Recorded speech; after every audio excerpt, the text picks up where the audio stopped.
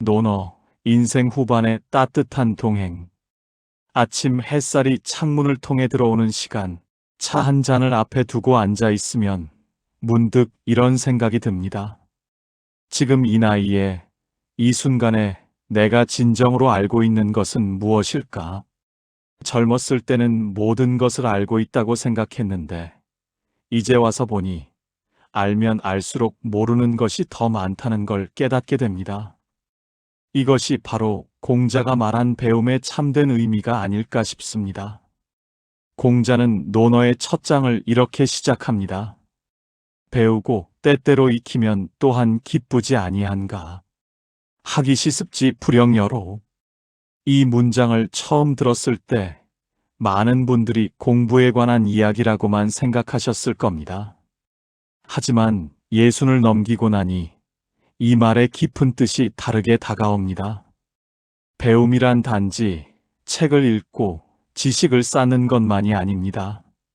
살아가면서 경험하는 모든 순간, 만나는 모든 사람, 마주하는 모든 상황이 배움이 됩니다.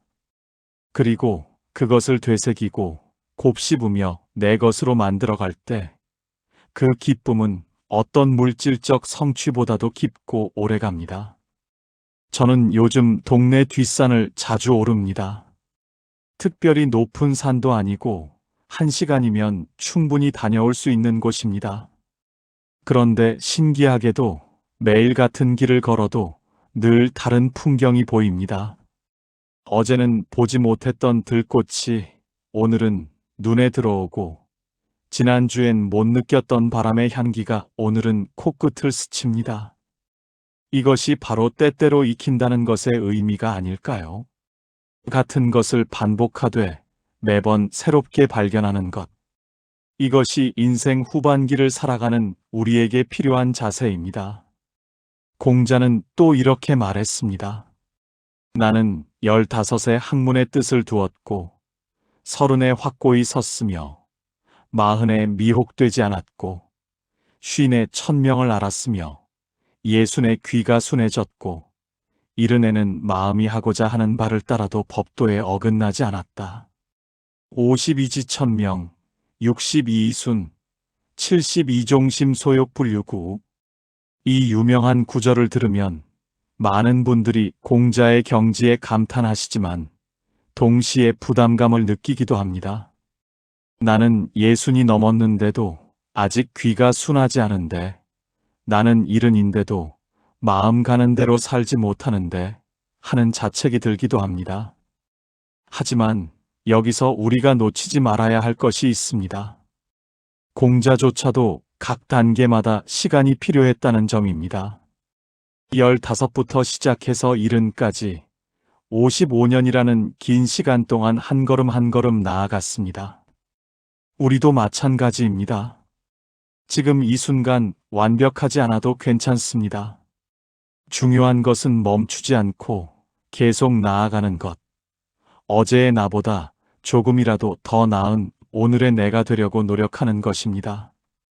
제가 아는 한 분은 70이 넘어서 서예를 시작하셨습니다.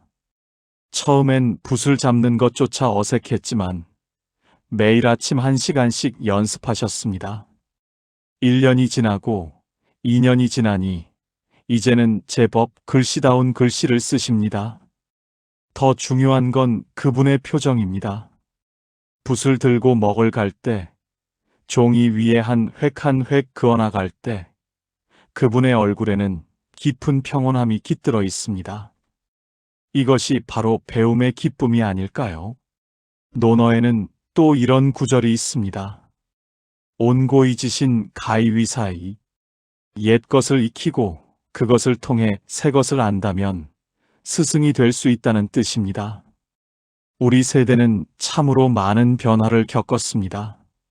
어릴 적 라디오 앞에 모여 앉아 드라마를 듣던 시절부터 지금 손바닥 안에 작은 기계로 세상의 모든 정보를 접하는 시대까지, 이렇게 급격한 변화 속에서 때론 우리가 시대에 뒤처진 것 같은 느낌을 받기도 합니다. 하지만 공자의 말을 다시 생각해보면 새 것을 배우는 데는 옛 것이 바탕이 됩니다. 우리가 살아온 오랜 세월, 그 경험과 지혜가 바로 옛 것입니다. 그것을 바탕으로 새로운 것을 받아들일 때 우리는 단순히 젊은 세대를 따라가는 것이 아니라 우리만의 방식으로 새로운 것을 이해하고 해석할 수 있습니다. 손자, 손녀에게 스마트폰 사용법을 배우면서 동시에 그들에게 인생의 지혜를 전해주는 것. 이것이 바로 온고지신이 아닐까요? 논어를 읽다 보면 인간관계에 대한 이야기가 참 많이 나옵니다. 공자는 사람과 사람 사이의 관계를 무엇보다 중요하게 여겼습니다. 기소불용 물시여인. 자기가 원하지 않는 바를 남에게 베풀지 말라. 이 얼마나 간단하면서도 어려운 가르침입니까? 우리는 살면서 수없이 많은 사람들을 만나고 수많은 관계를 맺습니다. 가족, 친구, 직장 동료, 이웃들, 그리고 나이가 들면서 이런 관계들도 변화합니다. 은퇴 후에는 특히 관계의 의미가 달라집니다. 직장에서 맺었던 수직적 관계가 사라지고 이제는 더 순수한 인간 대 인간의 관계가 남습니다. 어떤 분들은 이것을 외로움으로 느끼기도 합니다. 매일 만나던 사람들, 함께 일하던 동료들과 멀어지면서 고립감을 느낍니다. 하지만 이것은 동시에 기회이기도 합니다. 진정으로 내가 원하는 관계, 나를 편안하게 하는 사람들과 깊이 있는 시간을 보낼 수 있는 기회 말입니다. 공자는 벗이 먼 곳에서 찾아오니 또한 즐겁지 아니한가라고 했습니다. 유붕자원 박내 불영여로. 여기서 벗이란 단순히 오래 알고 지낸 사람만을 의미하지 않습니다. 마음이 통하는 사람, 함께 있으면 편안한 사람, 서로의 성장을 돕는 사람입니다. 나이가 들수록 이런 벗을 만나기가 어려워진다고 생각하시나요? 그렇지 않습니다. 오히려 지금이 진정한 벗을 만날 수 있는 최적의 시기입니다. 요즘 많은 분들이 동호회 활동을 하십니다.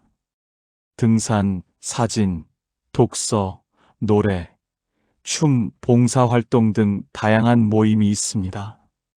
처음엔 취미로 시작했지만 그 과정에서 마음 맞는 벗을 만나게 됩니다. 같은 관심사를 가진 사람들과 이야기를 나누고 함께 무언가를 배워나가는 과정에서 자연스럽게 깊은 우정이 생겨납니다. 이것이 바로 논어가 말하는 벗의 즐거움입니다. 그런데 관계에서 중요한 것이 또 하나 있습니다. 바로 거리입니다. 공자는 군자지교담이여 수. 군자의 사귐은 물과 같이 담담하다고 했습니다. 너무 가깝지도 너무 멀지도 않은 적절한 거리. 이것이 건강한 관계의 비결입니다. 특히 가족 관계에서 이것이 중요합니다. 자식들이 다 컸고 손자, 손녀도 생겼습니다. 이제 우리의 역할도 달라져야 합니다. 모든 것을 챙기고 간섭하는 것이 아니라 필요할 때 곁에 있어주고 조용히 지켜봐주는 것. 이것이 진정한 사랑입니다. 한 어르신이 제게 이런 이야기를 하셨습니다. 아들네 집에 가면 항상 이것저것 챙기고 잔소리를 하게 된다고. 그러면 며느리가 불편해하는 게 느껴진다고. 그래서 요즘은 자주 가지 않으려고 한다고 하시더군요. 그분께 말씀드렸습니다. 자주 가지 않는 것보다 더 좋은 방법이 있다고. 가되 다르게 가는 것. 간섭하러 가는 것이 아니라 함께 시간을 보내러 가는 것. 손자들과 놀아주고 함께 밥을 먹고 그저 같은 공간에 있는 것만으로도 충분하다고. 논어에는 효에 대한 이야기도 많이 나옵니다.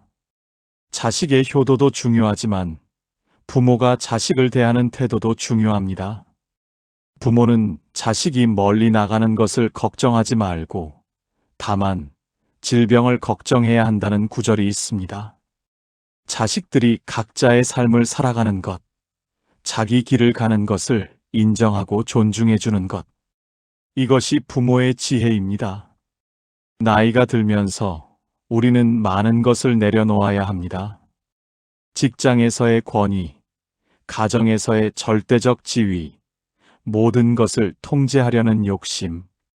이것들을 내려놓는 것이 처음엔 두렵고 슬프게 느껴질 수 있습니다. 하지만 내려놓고 나면 비로소 진정한 자유가 찾아옵니다. 더 이상 책임의 무게에 짓눌리지 않고 있는 그대로의 나로 존재할 수 있습니다. 공자는 군자는 화의부동하고 소인은 동의불화한다고 했습니다. 군자는 조화를 이루되 무조건 같아지려 하지 않고 소인은 겉으로만 같은 척하되 진정한 화합이 없다는 뜻입니다. 이것은 우리의 인간관계뿐 아니라 우리 자신의 내면에도 적용됩니다. 나이가 들면서 우리는 점점 더 자기 자신과 조화를 이루는 법을 배웁니다. 내 안의 모순과 약점을 인정하면서도 그것이 나의 일부임을 받아들입니다. 젊었을 때는 완벽하려고 애썼습니다. 남들에게 좋은 모습만 보이려고 했고 약한 모습은 숨기려고 했습니다. 하지만 이제는 압니다. 완벽한 사람은 없다는 것을. 누구나 장점과 단점을 함께 가지고 있고 강함과 약함이 공존한다는 것을. 이것을 인정하고 받아들일 때 우리는 비로소 편안해집니다. 다른 사람의 불완전함도 너그럽게 받아들일 수 있게 됩니다. 논어에서 공자는 제자들과의 대화를 통해 많은 가르침을 전합니다. 재미있는 것은 공자가 각 제자의 성격과 특성에 맞춰 다르게 대했다는 점입니다. 어떤 제자에게는 엄하게, 어떤 제자에게는 부드럽게. 이것은 획일적인 기준이 아니라 개별성을 존중한다는 뜻입니다. 우리도 마찬가지입니다. 모든 사람에게 똑같은 기준을 적용할 필요가 없습니다. 각자의 상황과 형편, 성격과 능력이 다르니까요. 특히 손자, 손녀를 대할 때 이것이 중요합니다. 큰 손주는 조용하고 차분한데 작은 손주는 활발하고 산만합니다. 같은 기준으로 대하면 한쪽은 너무 억압되고 한쪽은 통제가 안 됩니다. 각자의 특성을 이해하고 그에 맞게 대해주는 것. 이것이 진정한 교육이고 사랑입니다. 공자가 제자들 각자에게 다른 조언을 해준 것처럼 말입니다. 공자의 가르침 중에 중용이라는 개념이 있습니다. 지나치지도 모자라지도 않은 중간의 도우. 이것이 말처럼 쉽지 않습니다. 어떤 것이 중간인지 판단하기가 어렵고 상황에 따라 중간의 위치도 달라지기 때문입니다. 하지만 나이가 들면서 우리는 점점 더 이 중용의 지혜를 깨닫게 됩니다. 예를 들어 건강 관리를 생각해 보십시오. 젊었을 때는 무리해서 일하다가도 금방 회복됐습니다. 그래서 몸을 혹사했습니다. 이제는 그럴 수 없습니다. 조금만 무리해도 며칠씩 고생합니다. 그렇다고 아무것도 하지 않고 누워만 있을 수도 없습니다. 적절한 운동과 활동, 충분한 휴식과 영양, 이 균형을 맞추는 것이 중요합니다. 이것이 바로 중용입니다. 음식도 마찬가지입니다. 너무 가려 먹으면 영양이 부족하고 아무거나 먹으면 건강에 해롭습니다. 맛있게 먹되 적당히 영양을 생각하되 너무 엄격하지 않게. 이런 균형 감각은 오랜 경험을 통해서만 얻을 수 있습니다. 우리 세대만이 가질 수 있는 지혜입니다. 논어에는 불치인지불기불환인지불지기야라는 구절이 있습니다. 남이 나를 알아주지 않는 것을 걱정하지 말고 내가 남을 알아보지 못할까 걱정하라는 뜻입니다. 이 말씀이 은퇴 후 삶에 큰 의미를 줍니다. 직장 생활을 할 때는 인정받는 것이 중요했습니다. 상사에게, 동료에게, 사회에게 인정받아야 승진도 하고 성공도 할 수 있었습니다. 하지만 이제는 다릅니다. 더 이상 승진도 없고 경쟁도 없습니다. 남들이 나를 어떻게 평가하는지가 그렇게 중요하지 않습니다. 오히려 중요한 것은 내가 나를 어떻게 보느냐, 내가 삶을 어떻게 의미 있게 만들어가느냐입니다. 다른 사람의 시선에서 벗어나 진정한 나를 찾아가는 시간. 이것이 인생 후반기의 특권입니다. 한 친구가 은퇴 후 봉사활동을 시작했습니다. 처음엔 시간을 보내기 위해서였다고 합니다. 그런데 무료 급식소에서 밥을 나르고 어르신들과 이야기를 나누면서 묘한 기쁨을 느꼈다고 합니다. 아무도 그를 평가하지 않습니다. 그저 필요한 일을 하고 도움이 필요한 사람을 돕는 것. 그 과정에서 오히려 자신이 더 많은 것을 얻었다고 합니다. 이것이 바로 불치인지불기의 자유입니다. 공자는 또 이렇게 말했습니다. 군자는 의에 밝고 소인은 이에 박다. 의란 옳은 것, 마땅히 해야 할 것을 의미하고 이는 이익, 득이 되는 것을 말합니다. 물론 우리는 이익을 추구하며 살아왔습니다. 가족을 먹여 살리고 아이들을 교육시키고 집을 마련하기 위해 끊임없이 이익을 쫓았습니다. 그것이 잘못된 것은 아닙니다. 필요한 것이었습니다. 하지만 이제는 조금 다른 기준으로 살 수 있습니다. 이것이 나에게 이익이 되는가 보다 이것이 옳은 일인가를 생각할 여유가 생겼습니다. 작은 일상에서도 이것을 실천할 수 있습니다. 버스에서 자리를 양보하는 것, 길에서 쓰레기를 주워 휴지통에 버리는 것, 어려운 이웃을 돕는 것. 이런 작은 실천들이 모여 우리의 인생 후반을 더욱 의미 있게 만듭니다. 논어를 읽다 보면 배움에 대한 공자의 열정이 느껴집니다. 3인행 필요하사. 세 사람이 길을 가면 반드시 그 중에 나의 스승이 있다. 누구에게서든 배울 수 있다는 겸손한 자세. 이것이 공자가 위대한 스승이 될 수 있었던 이유입니다. 우리도 이 자세를 배워야 합니다. 나이가 많다고 해서 더 이상 배울 것이 없다고 생각하면 그 순간부터 우리는 늙어버립니다. 손자, 손녀에게서 배울 수 있습니다.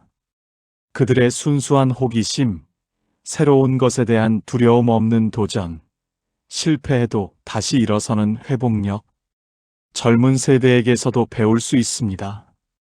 그들의 참신한 아이디어, 빠른 적응력, 다양성에 대한 개방적 태도, 심지어 길을 걷다 만나는 꽃과 나무에게서도 배울 수 있습니다.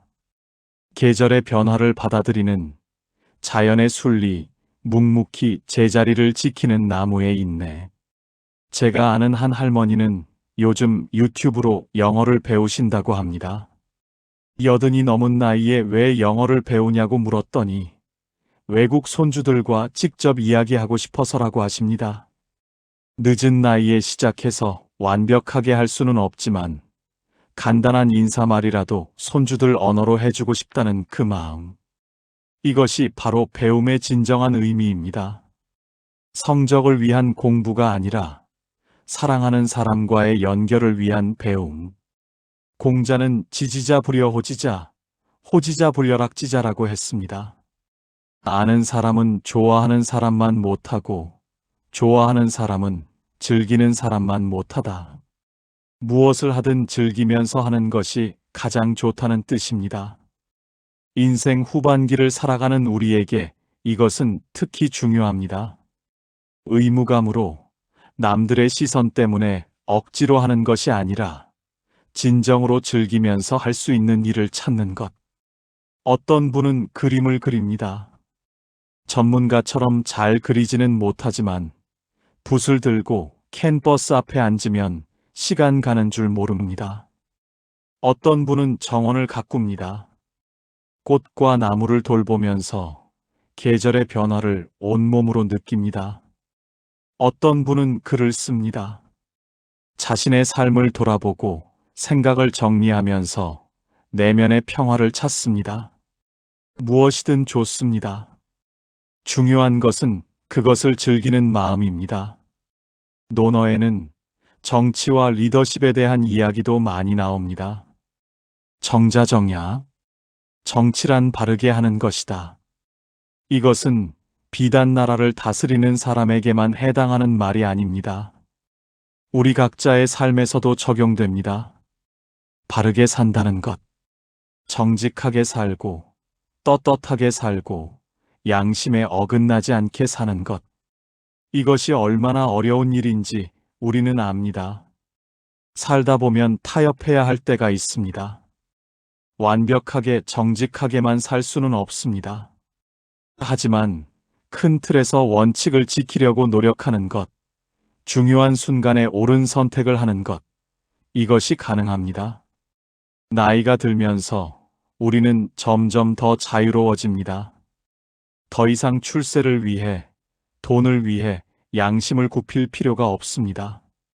오히려 지금이야말로 진정으로 바르게 살 수 있는 시기입니다. 공자는 제자 자로가 죽었을 때 크게 슬퍼했다고 합니다. 자로는 용맹하고 직선적인 성격으로 때론 실수도 했지만 공자는 그를 아꼈습니다. 스승과 제자의 관계, 그 깊은 정. 우리도 살면서 이런 소중한 인연들을 만납니다. 스승이 있고 제자가 있고 벗이 있습니다. 그 관계 속에서 우리는 성장하고 위로받습니다. 나이가 들면 주변 사람들과의 이별도 경험하게 됩니다. 오랫동안 함께했던 친구가 떠나고 배우자가 먼저 가기도 합니다. 이런 이별은 견디기 힘든 슬픔입니다. 하지만 공자는 말합니다. 사람이 죽는 것은 자연스러운 일이다. 슬퍼하되 과하지 말라. 슬픔을 억누르라는 것이 아니라 슬픔에 잠식되지 말라는 뜻입니다. 사랑하는 사람을 잃었을 때 그 사람과 함께 했던 아름다운 기억들을 떠올립니다. 함께 웃었던 순간, 서로 위로했던 시간, 손을 잡고 걸었던 길. 그 모든 것이 우리 안에 살아 있습니다. 그 사람은 떠났지만 그 사람이 남긴 사랑과 가르침은 우리와 함께 있습니다. 이것을 기억하며 나아가는 것. 이것이 진정한 애도이고 치유입니다. 논어에서 공자는 자주 음악에 대해 이야기합니다. 악이부렴 예의불란. 음악은 방탕하지 않고 예는 사치스럽지 않다. 공자는 음악을 사랑했고 음악이 사람의 마음을 다스린다고 믿었습니다. 우리도 음악을 통해 위안을 받습니다. 좋아하는 노래를 듣거나 부르면서 스트레스를 풀고 감정을 정리합니다. 요즘은 노래교실이나 합창단에서 활동하시는 분들이 많습니다. 함께 노래를 부르면서 하나가 되는 경험. 각자 다른 파트를 맡아 조화를 이루는 것. 이것은 단순히 취미 활동을 넘어 공동체 경험이 됩니다. 혼자서는 만들 수 없는 아름다움을 함께 만들어내는 것. 이것이 바로 공자가 말한 음악의 힘입니다. 공자는 인자요산 지자요수라고 했습니다. 어진 사람은 산을 좋아하고 지혜로운 사람은 물을 좋아한다. 산은 묵직하게 제자리를 지키고 물은 유연하게 흘러갑니다. 우리 인생도 이 둘의 조화가 필요합니다. 때로는 산처럼 꿋꿋하게 자리를 지켜야 할 때가 있고, 때로는 물처럼 유연하게 흘러가야 할 때가 있습니다.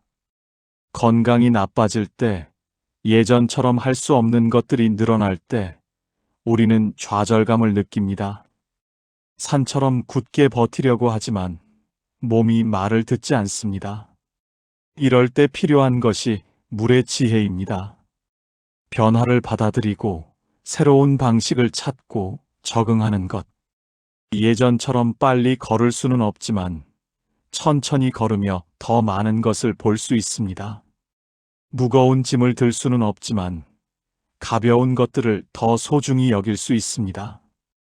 논어의 마지막 편에는 요알이라는 장이 있습니다.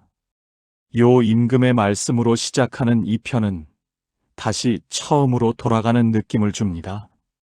마치 인생이 하나의 큰 원을 그리듯이 우리는 태어나 배우고 성장하고 일하고 가정을 꾸리고 이제 다시 처음의 마음으로 돌아갑니다. 아이처럼 순수한 호기심으로 세상을 바라보고 매 순간을 소중히 여기는 것. 공자는 말년에 제자들과 함께 시를 읽고 음악을 즐기며 보냈다고 합니다. 거창한 일을 한 것이 아니라 소박하지만 의미 있는 시간을 보낸 것입니다. 우리의 인생 후반기도 이렇게 보낼 수 있습니다. 거창한 성취나 화려한 업적이 아니라 매일매일 작은 행복을 쌓아가는 것. 아침에 눈을 뜨고 창밖의 햇살을 보는 것. 사랑하는 사람과 차 한 잔을 나누는 것. 좋아하는 책을 읽는 것. 이런 소소한 순간들이 모여 우리 삶을 풍요롭게 만듭니다. 논어에는 과증물탄계라는 구절이 있습니다. 잘못이 있으면 고치기를 꺼리지 말라. 이것은 나이와 상관없이 적용되는 가르침입니다. 오히려 나이가 들수록 더 중요할 수 있습니다. 오랜 습관, 굳어진 생각, 익숙한 방식. 이것들이 때로는 우리를 가둡니다. 하지만 잘못된 것을 인정하고 바꾸는 것. 이것이 진정한 용기입니다. 50년을 담배를 피우다가 끊으신 분이 있습니다. 주변에서 이제 와서 무슨 소용이냐고 했지만 그분은 끊었습니다. 늦었다고 생각할 때가 가장 빠른 때라며. 그리고 실제로 건강이 좋아졌습니다. 중요한 것은 나이가 아니라 의지입니다. 변화하려는 마음입니다. 공자의 가르침은 2500년이 지난 지금도 여전히 유효합니다. 왜냐하면 그것이 인간의 본질에 대한 이야기이기 때문입니다. 시대가 바뀌고 기술이 발전해도 사람의 마음은 크게 다르지 않습니다. 사랑하고 배우고 성장하고 관계를 맺고 의미를 찾는 것. 이것은 예나 지금이나 같습니다. 우리가 논어를 읽는 이유는 고전 지식을 얻기 위해서가 아닙니다. 우리 자신을 이해하고 더 나은 사람이 되기 위해서입니다. 공자의 말씀을 읽으며 내 삶을 돌아보고 앞으로 어떻게 살아갈지 생각해 보는 것. 이것이 진정한 배움입니다. 지금 이 순간 여러분은 어떤 생각을 하고 계신가요? 오늘 하루 어떻게 보내실 건가요? 누구를 만나고 무엇을 하고 어떤 마음으로 살아갈 건가요? 이런 작은 선택들이 모여 우리의 하루가 되고 그 하루들이 모여 우리의 인생이 됩니다. 공자는 말했습니다. 조문도 석사가이. 아침에 도를 들으면 저녁에 죽어도 좋다. 이것은 죽음을 바라는 것이 아니라 진리를 깨닫는 순간의 기쁨이 그만큼 크다는 뜻입니다. 우리도 매일 작은 깨달음을 얻으며 살아갑니다. 어제는 몰랐던 것을 오늘 알게 되고 오늘 경험한 것이 내일의 지혜가 됩니다. 인생 후반기는 끝이 아니라 새로운 시작입니다. 더 자유롭고 더 진솔하고 더 의미 있는 삶을 살 수 있는 시기입니다. 논어가 우리에게 주는 가장 큰 가르침은 바로 이것입니다. 나이와 상관없이, 상황과 상관없이